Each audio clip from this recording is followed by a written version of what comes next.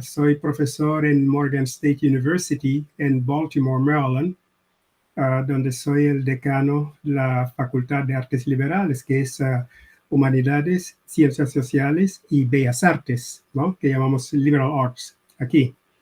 Y bueno, me formé en la Universidad de Dakar y luego entré en la Escuela Diplomática de España en Madrid, salí de allí y después seguí con mis estudios para el doctorado en la Universidad de Paris-Sorbonne, Paris 4. Y mi área de investigación es literatura africana en español y trabajo también la francófona y sobre todo literatura, estudios iberoamericanos, con enfoque en Perú, Ecuador y Colombia. Y entonces, en la presentación de hoy me dijo Marta Sofía que hablara un poco, la siguiente, un poco sobre lo que ha llamado afrolatinidades. Me gustó mucho el título. Y bueno, entonces vamos a ver. Es una presentación bastante larga, pero lo que voy a hacer es hacer más bien como una especie de repaso y al final mostrarles algunas obras literarias. Voy a hablar sobre todo sobre el concepto de ciudadanía parcial o incompleta. Pero luego las diapositivas sobre todo se enfocan para dar ¿cómo se llama? Un contexto en algunos casos. Estoy intentando poner el cronómetro aquí porque me han dicho que ahí está. La siguiente. Vale. Entonces, lo que queremos hacer aquí es una reflexión sobre el concepto de afrolatinidad, propuesto, como he dicho, por afroeuropeas, y luego ciudadanía en su interacción con las representaciones de lo que yo llamo la transafricanía o la experiencia negra en el hemisferio occidental más específicamente, y en algunos países como Colombia, Perú, y cómo éstas se insertan y median tanto el discurso de la institucionalidad cultural oficial como en el país cotidiano y popular y urbano en la construcción de la nacionalidad, es decir, la articulación de una ciudadanía que para muchos de los afrodescendientes es una ciudadanía elusiva. Y como se ha podido notar, bueno, como han podido leer en algunos casos, en Brasil en muchos años lo llamaron la democracia racial. Pero la experiencia negra africana y transafricana en las Américas es sin lugar a dudas el mayor movimiento migratorio forzado de la historia de la humanidad. Todo el hemisferio occidental y también el mundo del Océano Índico fueron de una forma u otra afectados por esa traumática experiencia humana de desterritorialización cultural, social, económica e institucional.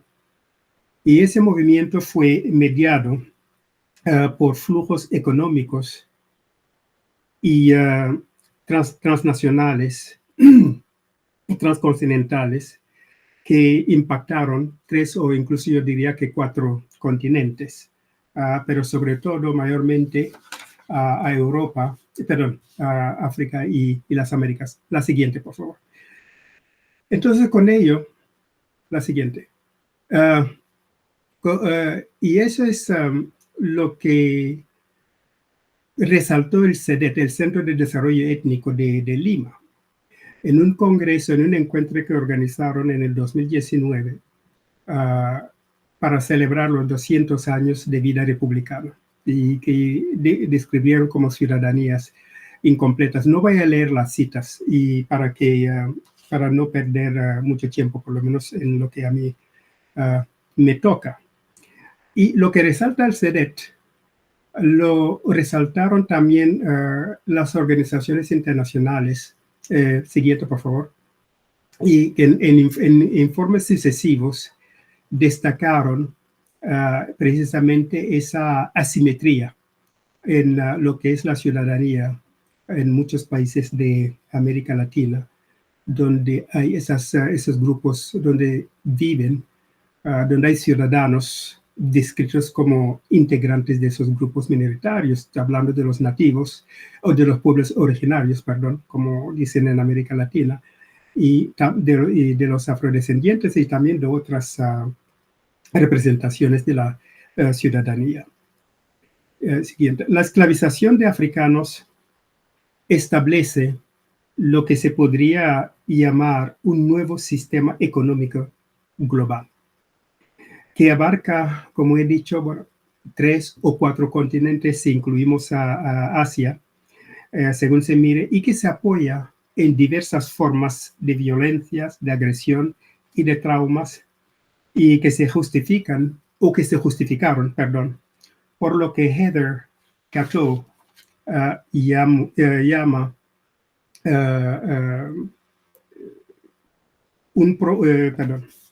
por lo que Heather Cato llama un proceso de banalización, lo que es esa experiencia. Entonces, es una experiencia que fragmentó e impactó el tejido social, cultural e institucional de las comunidades y de los pueblos africanos. Ese proyecto, descrito como el proyecto esclavizador, se apoyó en una estrategia de neutralización y de banalización de la experiencia traumática, esa experiencia traumática, perdón, que se tradujo en una reconfiguración de espacios geográficos, tanto en África como en las Américas, que el congoleño Pius Ngandu Nkashama llamó un dolor común. La siguiente, por favor. Entonces, y Afro-Latinoamérica, bueno, esos datos son un poco antiguos, sobre todo Afro-Latinoamérica, como han podido ver, ha impactado todo el mundo al sur del Río Grande. No estoy hablando de Estados Unidos en este caso, aunque en muchos casos lo que faltan son los datos estadísticos. Es decir, unos datos que nos puedan dar una visión, una perspectiva más fidedigna de lo que es esa realidad que es Latinoamérica. Y como he dicho antes, se apoyó en un sistema económico que dependía, mejor dicho, casi exclusivamente de la esclavización del sujeto africano. Y volviendo a Cato, es en lo que llama, cito, se apoyó en lo que ella describe, la otredad de África y de los africanos, y la creación de un colectivo anónimo que niega la condición de persona y de individualidad. Entonces, ese proceso de construcción de la condición humana ya empezó en el siglo XVI, bueno, cuando León el Africano, en su crónica Descripción de África, decía que describía a los africanos como brutos, sin razón, sin inteligencia y sin experiencia. La siguiente, por favor. Sin inteligencia, sin experiencia. Entonces, ese discurso forma parte de los primeros enunciados que niega aptitud intelectual a los habitantes de África, ubicándolos al margen del tiempo y de la historia. Es una representación contaminada y fosilizada que convierte a África en un continente sin pasado, atascado en una eterna repetición. Y así lo recogieron muchos filósofos e intelectuales europeos, como Voltaire, por ejemplo, el francés Voltaire, que describía a los africanos como el primer grado de la estupidez, o, fin de cita, o el filósofo alemán Hegel, para quien África es el país de la niñez envuelto en el negro manto de la noche. Entonces, esa visión contaminada sirvió en muchos casos, más allá de lo económico, para poder justificar, digamos, por qué elegir a los africanos para ese proceso, para apoyar y para ser el sustento de lo que es la siguiente, por favor, de lo que fue la esclavización de los africanos, que se apoyaba, como he dicho, en la emergencia de una nueva economía global, de la globalización y de la creación de un nuevo sistema económico que iba par en par con lo que se llamó el descubrimiento de América, o más bien la llegada de los europeos a las Américas, la siguiente. Por lo tanto, según Reeds y La Fuente, unos 10 millones y medio, un poco más de 10 millones llegaron a las Américas. Bueno, por ahí las cifras cambian, van de 10 millones a 30 millones, así que las investigaciones siguen. Pero lo que hay que resaltar aquí es que las 2/3 partes de ese movimiento migratorio forzado y de esclavización fueron a Brasil y a las colonias españolas de las Américas. La siguiente. Entonces, ¿de dónde provenían? Pues de lo que se llamó la costa de Guinea, que me pueden ver en ese mapa, que se extendía desde Senegal hasta casi el sur de África. La siguiente. Y aquí muestra también, vamos a pasar rápidamente, las siguientes son imágenes nada más que la siguiente. Más.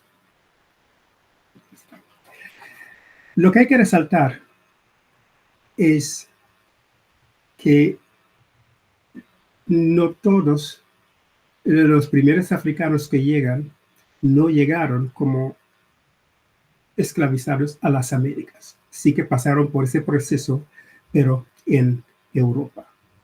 Y uno de los que llegan son más bien escuderos, ayudantes e incluso miembros de las expediciones, la siguiente, como podemos notar en un personaje que se ha estudiado muy poco, que bueno, tiene muchos nombres: Estebanico, Estebanillo, Esteban el Moro y tal, y que participó en la expedición de Cabeza de Vaca en lo que se llamó la Florida, la siguiente. Y que participó en ese recorrido de Cabeza de Vaca en la exploración de lo que se llamó el territorio de la Florida, que arrancaba desde la Florida hasta casi California. La siguiente, por favor, rápido. Entonces, en esas, como pueden comprobar en esos códices, como este escudero, fueron participantes en el proceso de exploración y de conquista. Y es lo que John Noyes llama the activity of writing on earth. Y como decía Manuel Criado de Val, la siguiente.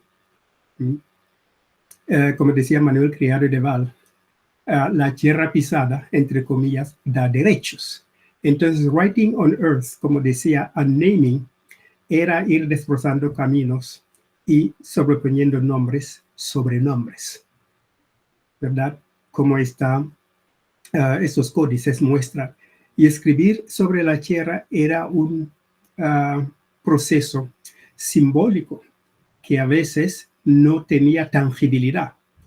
Muchas veces era simplemente pasar y luego reclamar luego esa tierra pisada o ese encuentro con habitantes del lugar y reclamarlo como tierra conquistada, y la otra forma era la conquista violenta a sangre y espada. La siguiente. Entonces, en todos esos códigos se ven claramente la presencia africana, es decir, que sobre todo los que escribieron esos códices, por llamarlo de alguna forma, han sido bastante realistas al mostrar individuos de piel más de piel oscura. Vamos a pasar a primero, esos solo son mapas, ¿no? Y el virreinato fue sobre todo en la época colonial una de las mayores estructuras, digamos, de control y de reordenamiento territorial, social e institucional, en lo cual fue insertado el elemento, digamos, el sujeto africano y africana esclavizado, pero como un elemento invisible, de lo que hablaré un poco más adelante. La siguiente, por favor. Siguiente paso. Más, va pasando, por favor. Sí. Siga. Sí. Entonces, como he dicho, ese discurso de contaminar, de fosilización, fue utilizado por, como hemos visto, por diversos intelectuales y también por los dueños de las plantaciones en las Américas, como fue el caso de Edward Long, en que literalmente lo que hacen es bestializar, deshumanizar, deconstruir una humanidad para poder justificar la agresión al cuerpo negro, al cuerpo africano. La siguiente. Entonces, dentro de ese marco, pero eso no fue óbice, para que los africanos que llegaron, contrariamente a lo que se ha dicho en algunas investigaciones, llegaron con las manos vacías. Pero Dennis Kirsch, en su libro L'Afrique au Pérou, ha podido demostrar que no fue así, e incluso muchos otros estudios, ¿no? Así que esos conocimientos científicos, culturales y políticos también sirvieron al transafricano en las Américas. La siguiente, por favor. Y contribuyeron y los ayudaron a formar comunidades, ¿no? Como lo describe aquí Lucía Charún Illescas en su novela Malambo. Y Afroeuropea tuvo el privilegio de invitar a Lucía Charún a León, me parece, no recuerdo la fecha, pero sé que ella vino a León para hablar al grupo y luego hacer una presentación. La siguiente. Entonces, en Malambo nos describe claramente esa Lima del siglo XVIII y esos espacios que los transafricanos, los negros africanos transafricanos, habían empezado a transformar, habían empezado a construir digamos, unos espacios humanos, unos espacios culturales, unos espacios religiosos, unos espacios institucionales dentro del marco, dentro del espacio de opresión al que estaban sometidos. La siguiente. Y ahí, entonces, lo que habla, la anterior, por favor. Entonces, describe muy bien ese proceso de construcción cultural cultural y social. Como dice aquí, que nos habían robado los nombres echándolos agua de iglesia en la memoria. Esa memoria que Victorien Lavoux llama la mémoire assignée, es decir, que una memoria única, una memoria monolítica y una memoria que no permitía diálogos. Entonces, esa memoria era un monólogo político, un monólogo cultural y un monólogo religioso. Y precisamente contra esa memoria asignada, la siguiente, es contra la que se elevan, se rebelan precisamente esa transafricanía. Y no estoy hablando solo en este caso del Perú, pero ya a partir del siglo XVI ya habían empezado lo que se denominó o lo que se llamó el cimarronaje o una resistencia activa. La siguiente, por favor. Entonces, el proceso de cimarronaje fue dirigido por, digamos, líderes, como estamos viendo a partir del siglo XVI, es decir, poco después de llegar a las Américas, con lo cual esa idea de que los esclavizados llegaron con las manos vacías no se sostiene, porque el liderazgo de individuos como Bayano o Yanga, o Alonso de Illescas, o Zumbi dos Palmares, Nani, etcétera, y otros, indica que venían armados con unos conocimientos políticos, ¿verdad? Una visión del mundo que rechazaba precisamente esa opresión y rechazaba esa memoria asignada. Y dentro de ese marco, aunque sea mucho más tarde, fue cuando se establece la primera República Negra del hemisferio, no solo del hemisferio occidental, pero si se fijan muy bien, Toussaint Louverture lo que hace con su grupo, con su liderazgo, lo que hacen es establecer la primera república negra, no del hemisferio occidental, sino del mundo. En este caso, yo no estoy incluyendo a los imperios africanos y tal, pero estoy hablando de lo que es la república según los conceptos occidentales. Entonces, eso es muy importante y eso no ha salido de la nada. Efectivamente, es algo que se ha venido teniendo un efecto histórico acumulativo. La siguiente, por favor. Y volviendo a Malambo, y Lucía Charo lo describe muy claramente aquí. Y lo interesante de Malambo, y por lo menos si yo estaba en ese grupo, que el cimarronaje parece que ocurría en espacios alejados, lejanos y inaccesibles, para las autoridades coloniales. Pero Malambo, la novela parece indicar que había otras formas de cimarronaje.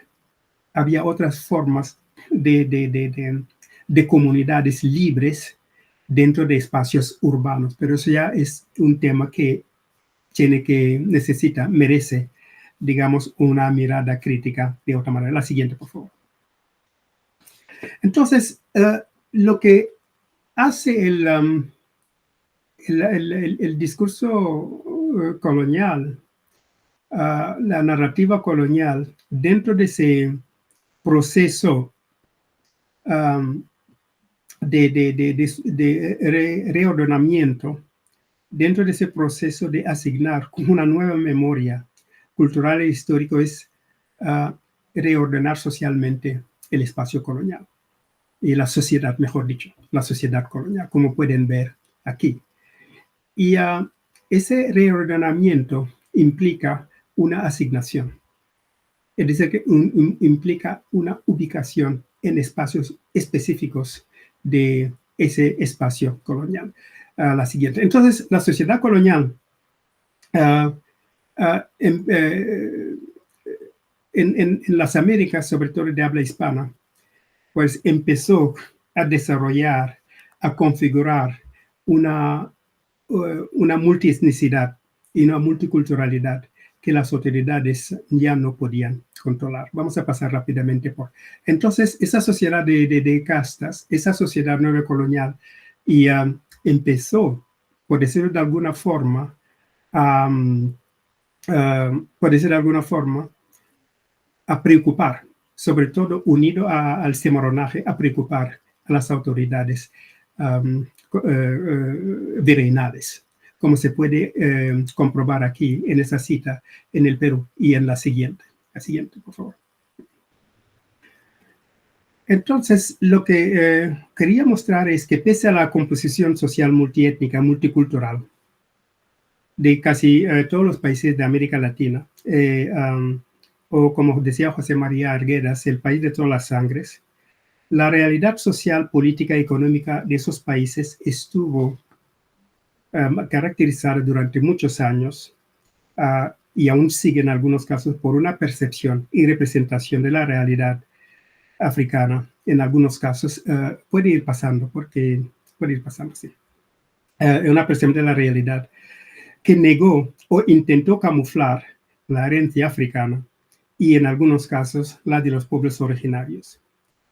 La desvinculación histórica e institucional que ha marcado al negro, al africano y al transafricano se traduce por su ausencia física, política y cultural de los espacios públicos de transacción de la realidad nacional en la mayoría de países como el Perú, Colombia, Ecuador y Brasil. Y forman parte de ese proceso de amnesia estratégica que ha dominado los diversos discursos de la nacionalidad, llámese peruanidad, dominicanidad, colombianidad o mexicanidad, desde la conquista, pasando por el virreinato, hasta la época republicana, que todavía siguen. Ya durante la colonia, el naciente discurso de la nacionalidad, por citar un caso, apoyándose en la élite criolla, se erigió en instante hegemónica al apoyarse en la historia nacional, con mayúscula. Asimismo, esa élite procedió a la manipulación y negación de lo que Nara Araujo llama el paradigma de la unidad plural, que fue neutralizado y homogeneizado por el concepto biológico y cultural del mestizaje, que solía privilegiar el legado. Puede parar ahí. El legado, puede parar ahí, sí. El legado europeo hispánico del paradigma etnorracial considerado como un elemento civilizador y factor esencial de desarrollo social económico. Porque como observa Peter Wade, cito, la negritud y la indianidad son marginales e inferiores. Se pone mucho énfasis en la noción de contaminación, mientras se evita la degeneración, porque ello daría una visión muy negativa de la nacionalidad colombiana en este caso y de su futuro. Y eso se puede extrapolar al Perú o incluso a la República Dominicana o a México, hasta poco no se reconocía, entre comillas, lo que es esa presencia, la presencia negra. Entonces, el esencialismo etnorracial que define el naciente discurso de la nacionalidad en la América al sur del Río Grande o Río Bravo y en el Caribe significa, según Diego Hernán Arias Gómez, negar la raza, la herencia, la lengua, las costumbres para posibilitar el progreso, la humanidad, la ciudadanía y la ciencia. Entonces, ese concepto de ciudadanía parcial que mencioné al principio, verdaderamente se apoya en un discurso que persigue, entre otros objetivos, la erradicación de la barbarie de los llamados pueblos primitivos. La herencia hispánica era bajo esa visión, y europeo, claro, bajo esa visión y representación de la realidad, el único camino y medio para entrar en la modernidad. La prominencia de la herencia europea da legitimidad al proyecto nacional de las élites hegemónicas criollas. Asimismo, se intentó homogeneizar la realidad nacional en detrimento de las otras instancias étnicas y culturales de la nación, las africanas, las andinas y las amazónicas. En el caso del Perú, también se podría decir lo mismo de Colombia. Esa representación de la nación se apoyaba en una visión inauténtica, artificial y utópica de la realidad nacional. Así lo expresaron algunos intelectuales y hombres políticos de la época, entre los que destacan Domingo Faustino Sarmiento, estadistas argentinos como Domingo Faustino Sarmiento, Juan Bautista Alberdi, ambos de Argentina, Laureano Gómez de Colombia, Jorge Basadre y José Carlos Mariátegui de Perú. Y empezamos por Sarmiento, que dice, es un hecho fatal que los hijos sigan las tradiciones de sus padres y que el cambio de civilización, de instintos y de ideas no se haga sino por cambio de razas. ¿Qué porvenir aguarda a México, al Perú, Bolivia y otros estados sudamericanos que tienen aún vivas en sus entrañas, como no digerido alimento, las razas salvajes o bárbaras indígenas que absorbió la colonización y que conservan obstinadamente sus tradiciones de los bosques su odio a la civilización, sus odios primitivos y sus hábitos de indolencia, de repugnancia desdeñosa contra el vestido, el aseo, las comunidades, los usos de la vida civilizada. ¿Cuántos años y no siglos para levantar espíritus degradados a la altura de hombres cultos, dotados de sentimiento de su propia dignidad? Fin de cita. Y en ese sentido, en ese mismo sentido, se expresaba Laureano Gómez, presidente de la República de Colombia, uno de los máximos exponentes de esa ideología de las élites criollas en Colombia. Y expresó esa visión del mundo en el Teatro Municipal de Bogotá, al observar que, cito, la mezcla de razas no constituye un elemento utilizable para la unidad política y económica de América Latina. Conserva demasiado los elementos indígenas. Es falso, servil, abandonado y repugna su esfuerzo y trabajo. Solo cruces sucesivos entre esos mestizos primarios y con europeos se manifiesta la fuerza de caracteres adquirida por el blanco.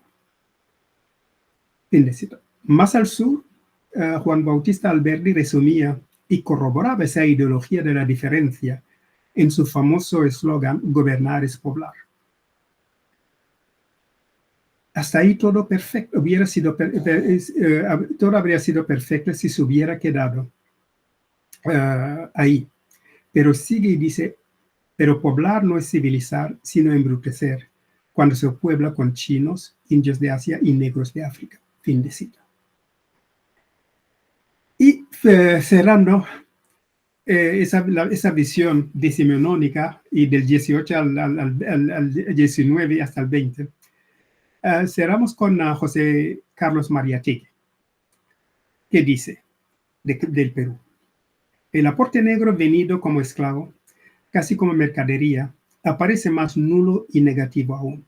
El negro trajo su sensualidad, su superstición, su primitivismo.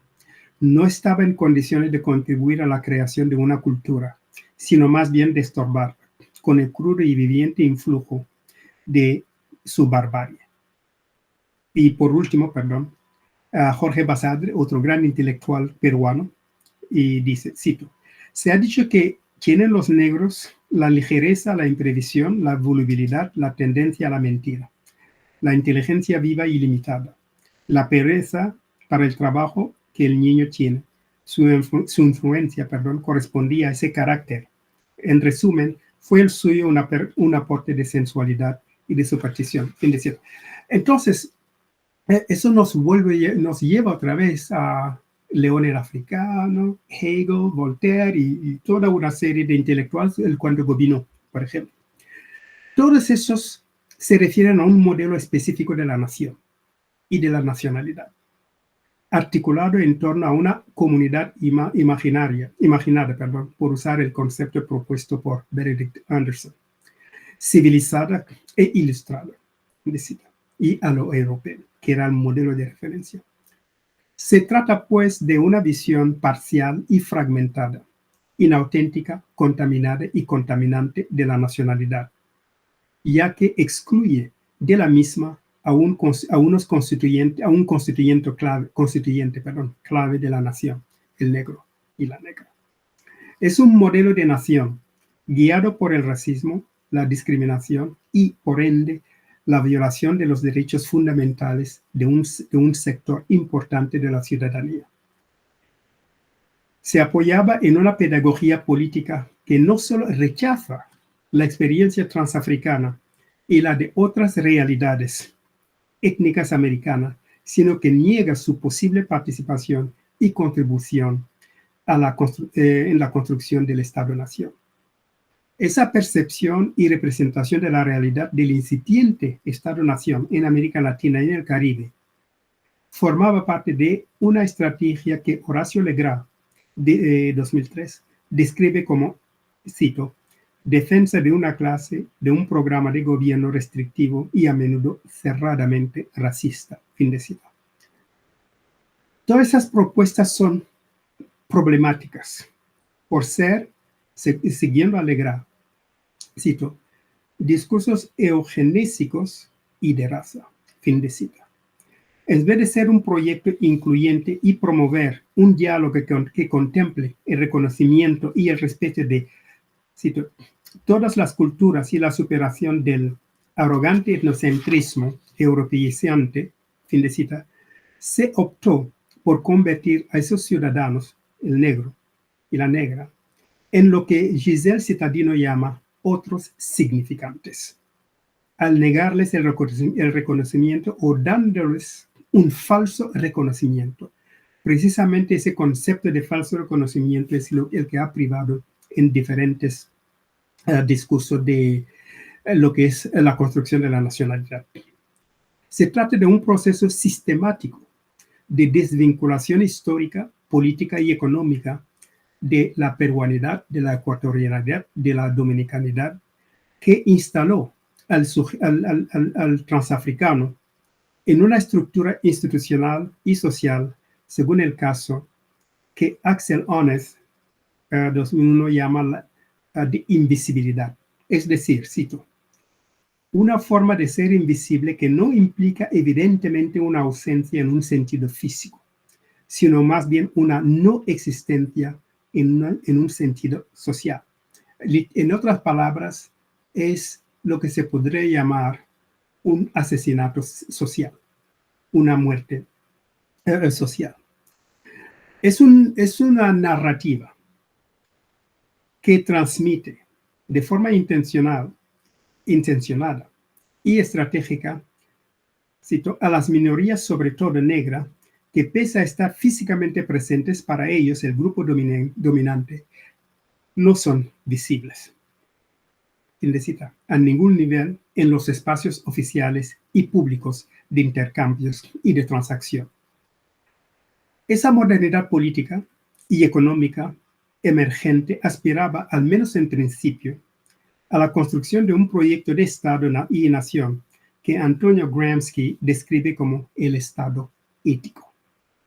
Y ese Estado ético, ese Estado siempre siguiendo a Gramsci, tiene una función, ese Estado tiene una función ética, incluyente, integradora.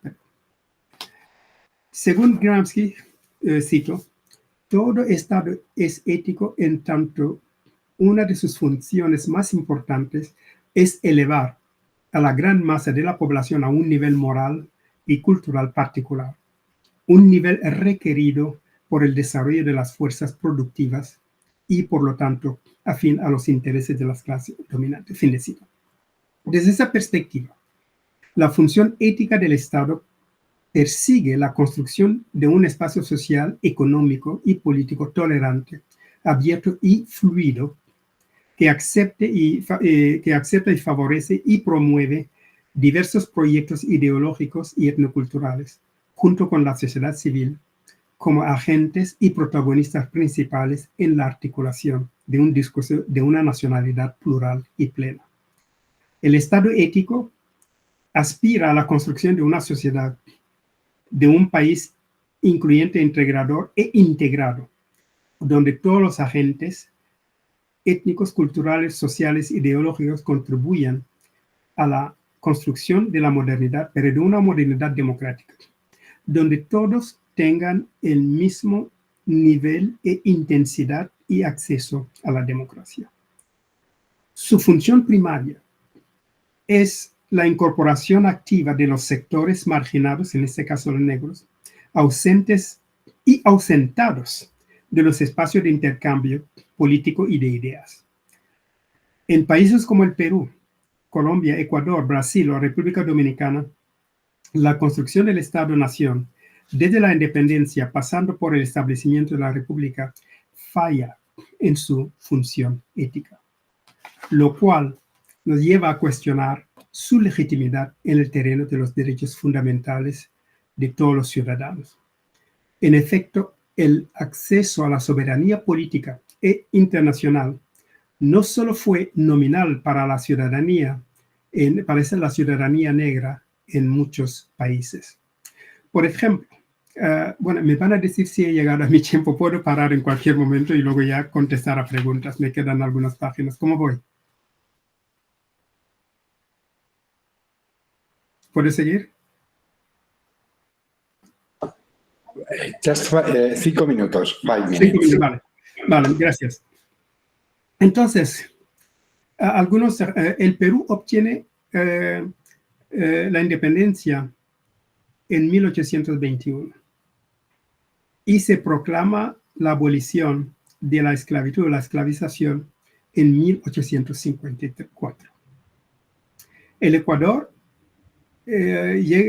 consigue la independencia de España en 1822. La abolición de la esclavitud en 1851. Y Colombia, 1830, y la abolición en 1851.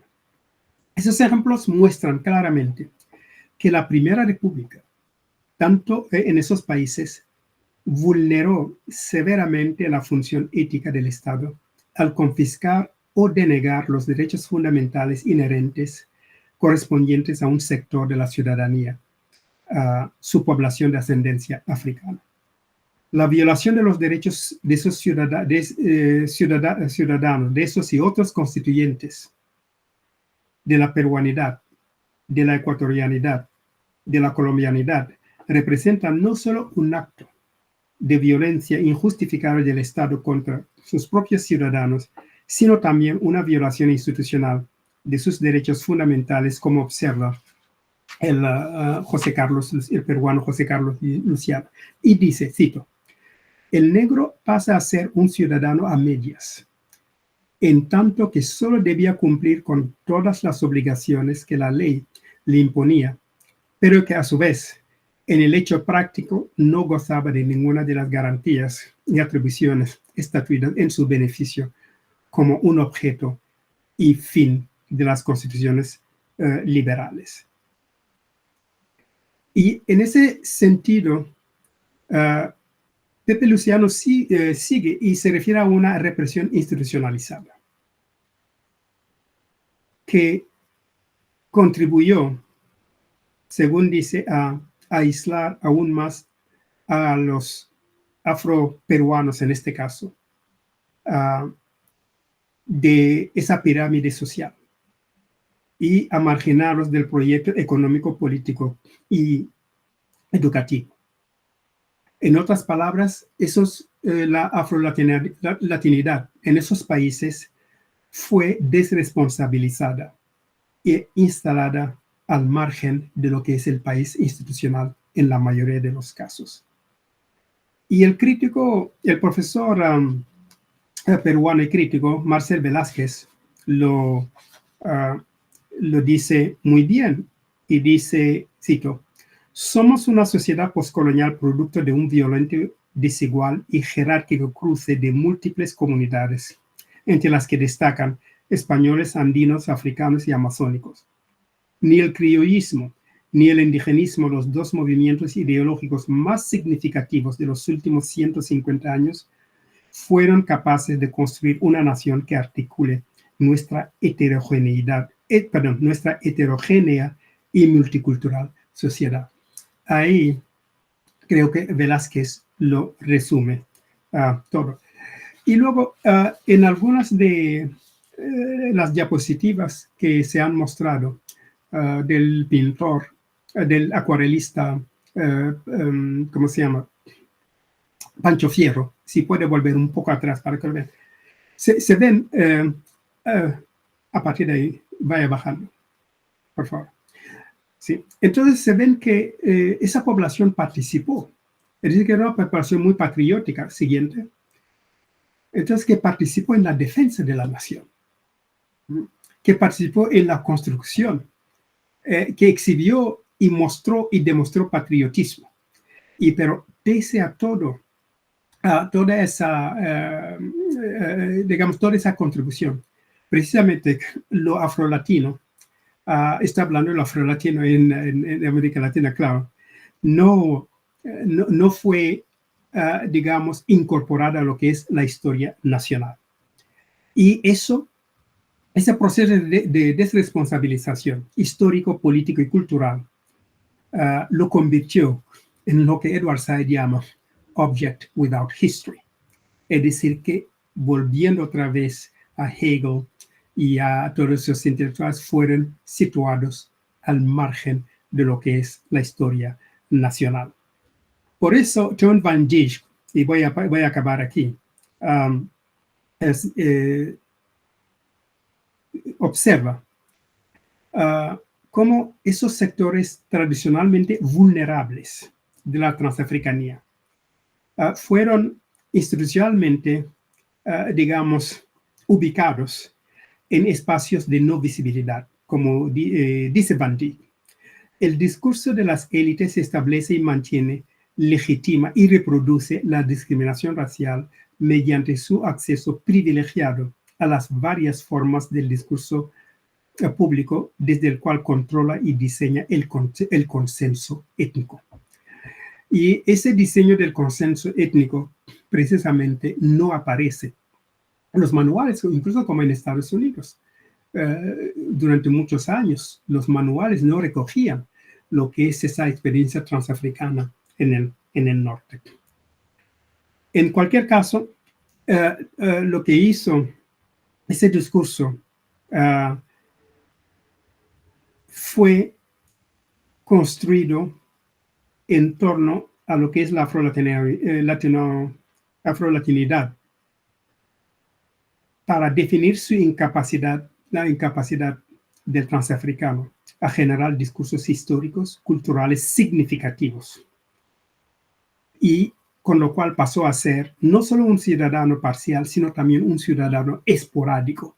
¿Por qué esporádico? Porque se recurría a ellos solo cuando la nación tenía problemas, las guerras, etc. Y para cerrar, quería pasar rápidamente a las diapositivas siguientes, sobre todo para mostrar otra perspectiva que cuestiona esa memoria asignada y lo que Josefa Kubayanda llama cuestionar las perspectivas hegemónicas metropolitanas.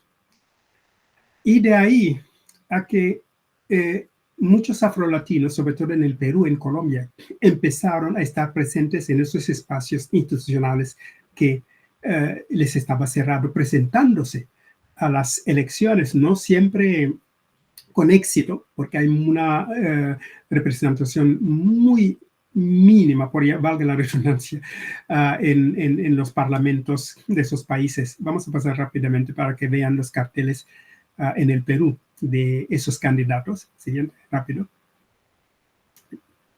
Más. Siga.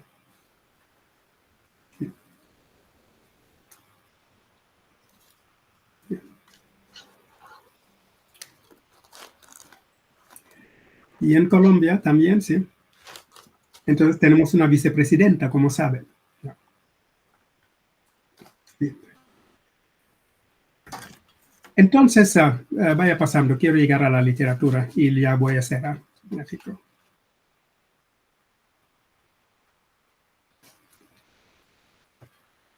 Entonces, y aquí, sobre todo para los estudiantes, para también abrir un nuevo, bueno, no un nuevo campo, pero es decir, para, digamos, mostrar la diversidad, mejor dicho, de lo que es la literatura afro-latinoamericana. El único escollo es la dificultad de conseguir los textos, ¿no? Vamos a pasar rápidamente. ¿Ya? ¿Siguen?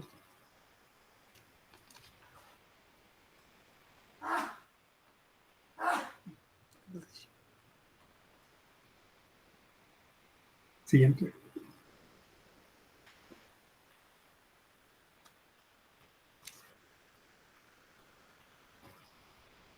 Entonces, mientras va pasando eso, voy a cerrar.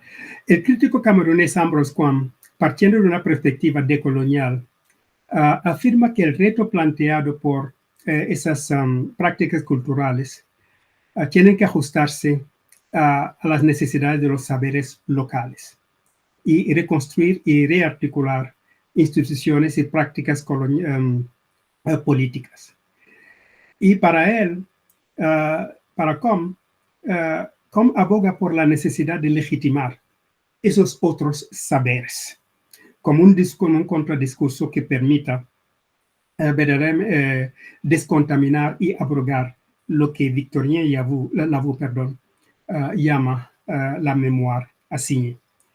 Y en ese sentido, Emmanuel Yao de Ghana insiste, y cerrando aquí, en la necesidad de recapturar las memorias colectivas por medio de la reescritura de las historias personales como parte de la historia colectiva y abrogar ese legado de injusticia histórica contemporánea, como lo llama Melissa Williams. Entonces, lo que he hecho es un recorrido muy rápido, pero la afrolatinidad, es decir, que también está presente en Estados Unidos, que es otro enfoque que sería necesario un espacio de toda una presentación.